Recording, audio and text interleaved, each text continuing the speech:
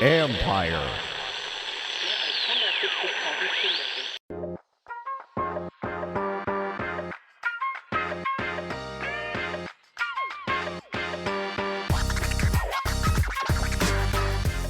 Welcome to another episode of Inside the Cap. I'm your host, Joel Corey.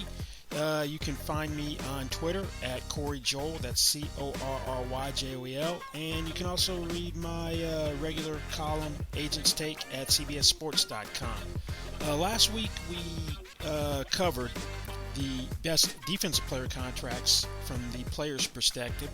This week we're going to do the best offensive player contracts from the player perspective. And before we do that, we're going to go over some of the criteria, things I look at to determine what are the better contracts. First thing is that NFL contracts aren't fully guaranteed, so they're different from baseball and basketball contracts. So average yearly salary and overall contract value, most important things we know about the contracts to the general public, are really the least important in determining how good a deal is. What I look at is, one of the things I look at is how much money is guaranteed early, how much money is fully guaranteed at signing, and also look at the cash flow in terms of how much is in the early years versus the later years, because on a long-term contract, if you've got more of the money in the later years of the contract than the early years, then it's backloaded. And for backloaded deal, the odds of a player seeing the full contract, since they aren't fully guaranteed, isn't all that great. One thing we got to clear up is how these contracts are valued. I always see people on Twitter who, when I say something about a contract value, and we're going to go with the contract just signed by Marlon Humphrey. It's a 5-year extension averaging $19.5 million per year. He's under contract for 7 years. Negotiation is over the new money. Every negotiation I had with someone who was under contract, it was over how many years, what new money would be added to the deal. And I'm going to use Myles Garrett to illustrate this point. Myles Garrett became the first $25 million per year non-quarterback in NFL history. When he signed the deal, he had 2 years left. He had this year he was going to make a little over $4.6 million. In the fourth year of his rookie contract, and then the fifth-year option was for $15.184 million. Now, the new money is $125 million with 5 new years. Now, he is under contract for 7 years at slightly under $145 million. So over the 7 years, the average is basically 20.7. But that is not how the deal should be valued. The deal is valued over the new money. Let's get that straight. I get tired of people mischaracterizing deals. So when you talk about an extension, there's time left on a contract. It is the extension average or the new money. If a contract expires, the deal is the deal. There is no such thing as new money. Something else I'll look at is how a deal racks up or stacks up historically. So something I started doing a long time ago was adjusting contracts for cap inflation. So what I'll do is I'll take an existing contract and see how it will measure compared to where other contracts are if you adjust them to the current cap environment. Now, let's turn our attention to this week's actual offensive players. Now, first up is Deshaun Watson. Deshaun Watson signed a 4-year deal, 4-year extension, $156 million, $39 million new money average, worth up to $160 million of incentives. There's $110 million in guarantees, a little over $110 million, almost $111, and $73.7 fully guaranteed at signing. Now, the Patrick Mahomes deal was thought to be a ceiling for him. Mahomes signed a 10-year, $450 million extension worth up to $500 million of incentives. Now, where Mahomes is in terms of new money after certain junctures was supposed to be the ceiling for whatever Watson was going to do. And Mahomes, after 4 new years, is at $38.95 million per year. I didn't think Watson was going to be able to leapfrog Mahomes. He did. He got to $39 million. So that was very impressive. Now, by taking the shorter route, doing what most other quarterbacks do, sign a traditional deal, 4 years, 4 new years, 5 new years. That's really the max what quarterbacks are going now. Watson's going to be in a better position to maximize his career earnings from player contracts. That's probably not the primary consideration for Mahomes. He wants to try to win Super Bowls, and that's his prerogative. But he's, over time, most likely going to leave a lot of money on the table. But if he wins 4 or 5 rings, then he's not going to care. If he's stuck at 1, then maybe it'll be like, I didn't make the right decision. Only time will tell. Now, what's going to be a relevant point for Mahomes is when it comes time to get another deal. I mean, for Watson, when it comes time to get another deal, will be where Mahomes is in terms of the new money he's earned at that particular juncture. Now, most likely, the Texans will want to extend Watson in 2025. And at that point, Watson would need another $191.1 million to match where Mahomes is. If you go through those years, because Mahomes is at $347.1 in new money through 2029. So if he signed another 4-year extension, it would have to average $47.775 million per year for Mahomes to break even with where Mahomes' contract is after 8 new years. Now, I suspect that we're going to have great cap growth once we get past Corona. The new TV money, new TV deals are going to be escalating significantly. We'll have a 17th regular season game. NFL is going to figure out how to fully exploit gambling revenue. So for Mahomes to get $50 million per year, that's just going to be a 28% increase over the extension he just signed. Now, what does that really mean in terms of putting it in some sort of context? Let's look at two quarterbacks who have signed 2 extensions over the past several years. First, Aaron Rodgers and Matt Ryan. You look at they had 5-year lag times between their current contract and the one before.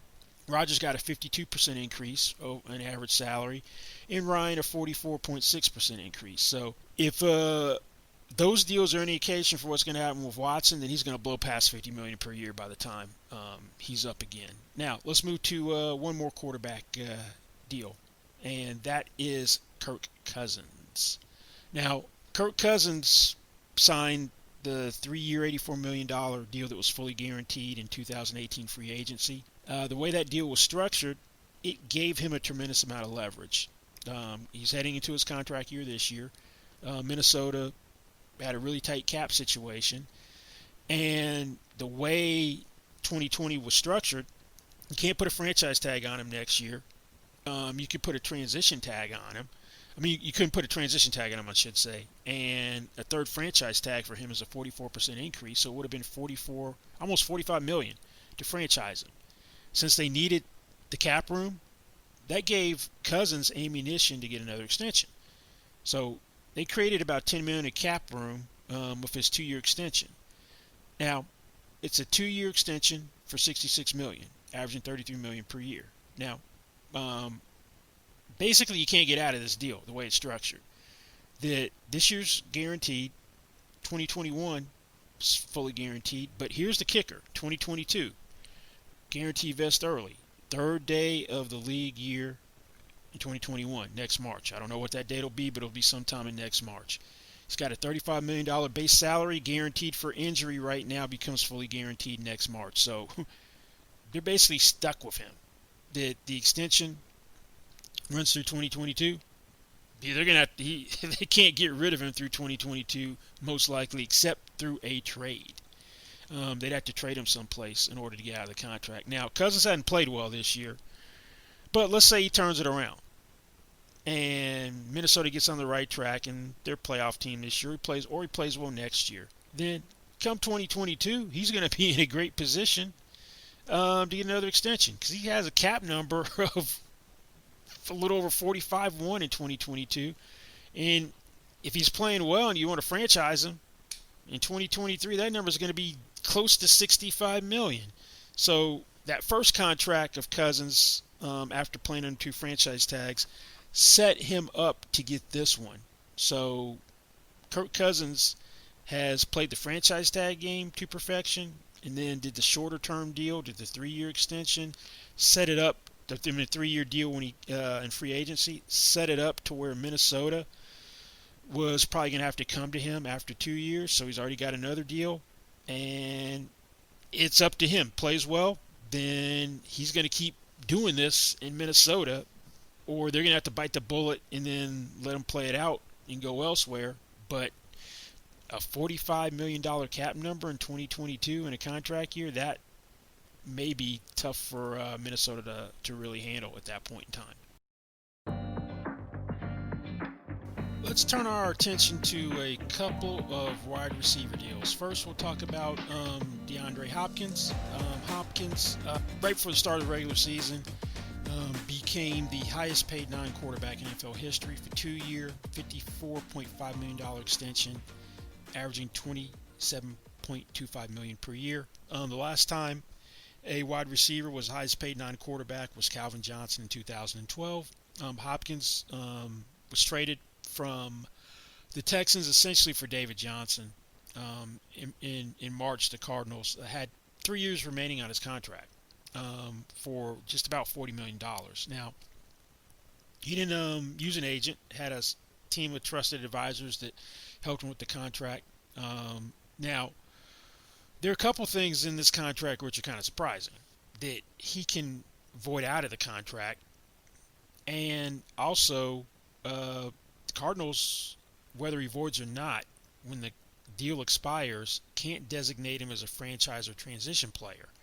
Now, the 2024 contract year can void if during the first 4 years of the deal, 2020 through 2023, Hopkins does one of four things: catches at least 400 passes, gets to 5,000 receiving yards, has 40 or more receiving touchdowns, or is named first team All-Pro or All-NFL all 4 years. You hit one of those things, that year voids. If the year voids, then he signs a 1-year extension at $39.585 million per year, and he'd be 31 at the time. And to do that, he'd still be one of the best receivers in football, so he'd have a whole lot of leverage. And catches is going to be most likely the one that he hits.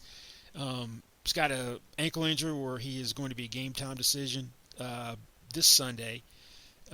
But he's on pace to shatter the single-season reception and yardage record. So he's going to, if he can somewhat sustain the same pace that he's been on, he's going to make tremendous headway in the reception requirement.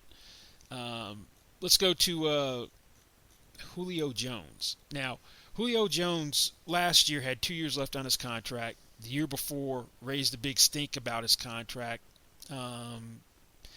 The Falcons gave him a raise with of about $3 million and said they would address the contract the following year. And this came down to right before the regular season. It was expected he'd become the first $20 million per year wide receiver because Michael Thomas had signed a 5-year, $96.25 million extension, averaging $19.25 million per year. That was worth up to $100 million with salary escalators. Now, nobody really expected Julio Jones to come in at $22 million per year, have a contract that was extremely front-loaded. He's got $66 million in total guarantees on a 3-year extension, $66 million extension. That's worth up to $72 million because of salary escalators. If you're averaging $22 million per year, why do you need salary escalators? But he's got them. They're somewhat achievable. Basically, if he's the receiver he has been, he's going to hit them, and the deal is going to max out at $72 million. $64 million was fully guaranteed at signing. Both of those are records for a wide receiver. Now, the crazy thing is the cash flow of this deal. The cash flow is insane. He's under contract for 5 years with a little under $87 million.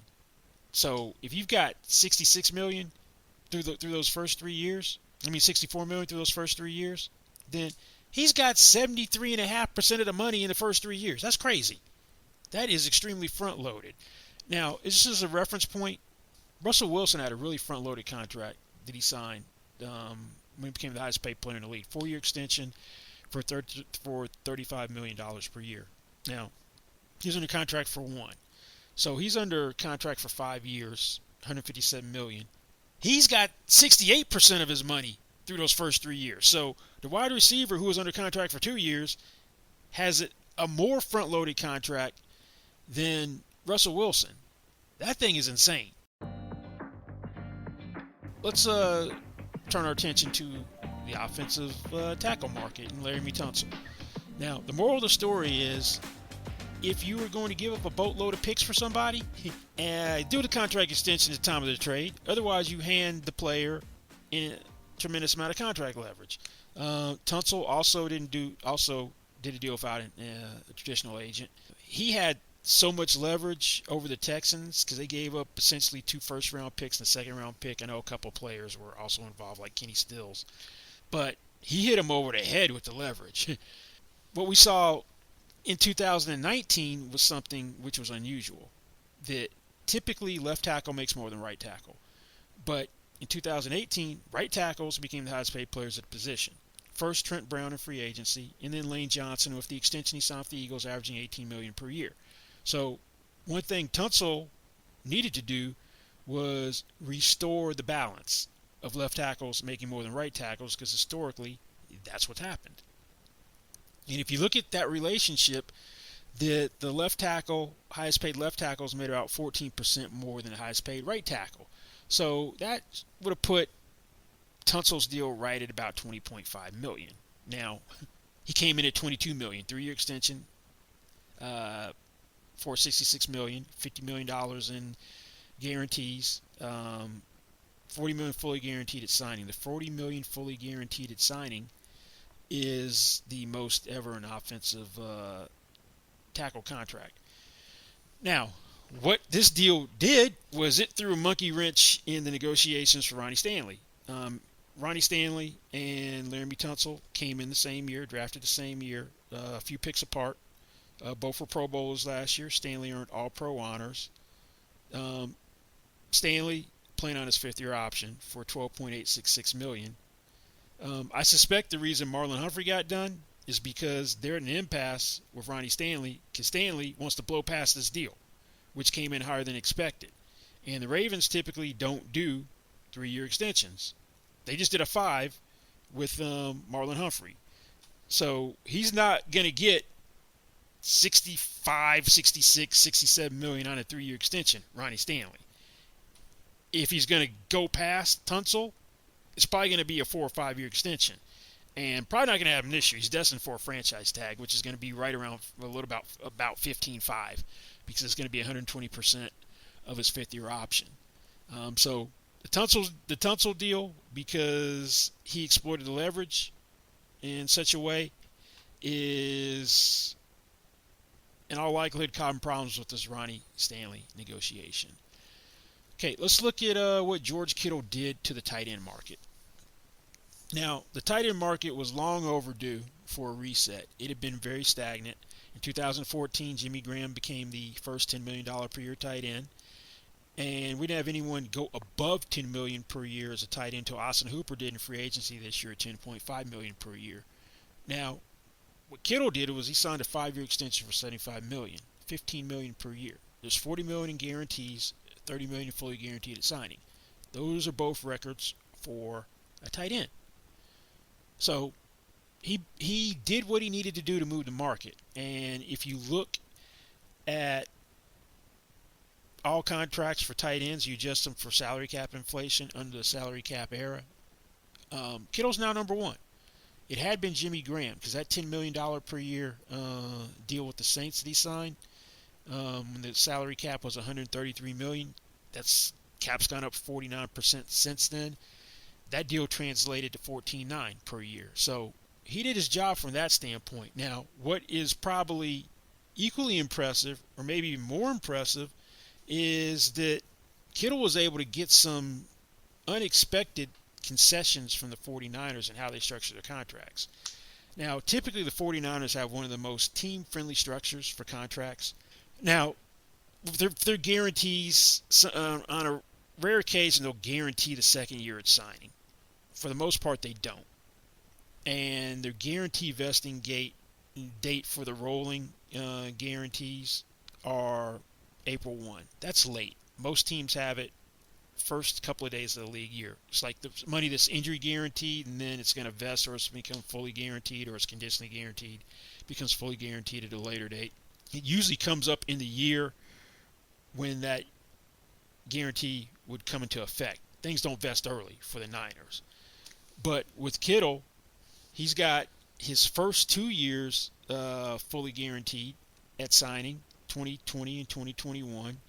And he's got over 50% of his third year fully guaranteed at signing, which is unheard of for the 49ers. So I don't know how he got that concession, but hats off to him for that. And then the remainder of his 2022 base salary becomes fully guaranteed in April 1 of 2021, not in 2022, which is what typically happens in those 49er contracts. He's got a 4.9 of his 2023 base salary guaranteed for injury that becomes fully guaranteed as well. The 2023 base salary becomes fully guaranteed in 2022. So he has charted new territory, made them set a new precedent in terms of how they structure deals, because the Niners don't do this, but they did it with Kittle. So that is incredibly impressive. One last offensive player contract to touch on. Kyle Juszczyk, the fullback. Now, when Juszczyk signed his deal in 2017, it was so much more than everything else in terms of fullback market. 4-year deal, $21 million, $5.25 million average. He's in the last year of the contract, so he's playing it out. Now, when he signed the deal, the second most lucrative fullback contract was Patrick DeMarco with the Bills, signed right around the same time he did at $2.1 million per year. The market hasn't even come close to catching up to Juszczyk. And fullback is really a dying breed. I know they throw the ball to him more than most fullbacks, and he helps in the run game with his blocking. But right now, the second highest paid fullback is Patrick Ricard, the fullback / defensive tackle with the Ravens. I don't know how much of his $3.65 million extension he signed late last year as a 2-year extension is for him being a fullback or because of his versatility. But that's the number 2 guy. So nobody's still really close to Juszczyk. This deal is an outlier. Now, what is going to be interesting is the fact that when he signed the deal, the Niners had a ton of cap room. Garoppolo wasn't under contract. They didn't have the highest paid tight end. They didn't have a couple high-priced defensive linemen. Totally different team. They had a ton of cap room. Now, cap's going down. Cap floor in 2021 is $175 million. I don't know if it's going to be 175 or it ultimately settles at 180, 185, but is Juszczyk going to be more of a luxury that the Niners can't afford next year? He's way above the rest of the market. He's gotten older, goes to Pro Bowl each year. So it's going to be interesting to see if the Niners can actually afford him. With cap coming down, they're in a much different place cap-wise than they were when they signed him. So I suspect he's not going to be, could be wrong, he's not going to be on his next deal an average of what he's at on this deal. But that remains to be seen. Anyway, that wraps it up for this week's episode of Inside the Cap. Don't forget, you can find me on Twitter, Corey Joel, that's CorryJoel, and my regular column, Agents Take, at cbssports.com. Thanks for listening, and we'll be back next week with another episode of Inside the Cap. Goodbye.